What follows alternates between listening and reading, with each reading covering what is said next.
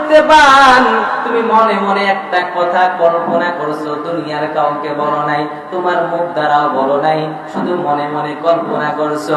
এই মনের কল্পনার খবরও যিনি জানেন তিনি আমার আল্লাহ। মনে করিয়েন না রাতের আঁধারে গুনাহ করব আল্লাহ দেখবে না, বিচার হবে না, মনে করিয়েন না। কিরামান কাতিবিনা ইয়ালামুনা মা তাফআলুন। রব্বুল আলামিন তোমার দুই কাঁধে দুইজন ফেরেশতা নির্ধারণ করেছেন, একজনের নাম কিরামিন আর একজনের নাম কাতিবিন। দুই ফেরেশতার দুই রকম কাজ, একজন গুনার কাজ দেখবেন, একজন আমলের কাজ দেখবেন। গুনাহ যা করবা ফেরেশতার সাথে সাথে গুনাহগুলো লিখে রাখেন, যা আমল করবা সবগুলো ফেরেশতা লিখে রাখেন। কাল কিয়ামতের ময়দানে আপনার কোনো সামান্য আমলটাও ছুটে যাবে না, সব আমার আল্লাহর সামনে হাজির করা হবে। সব প্রতিদান যিনি দিবেন তিনি কে?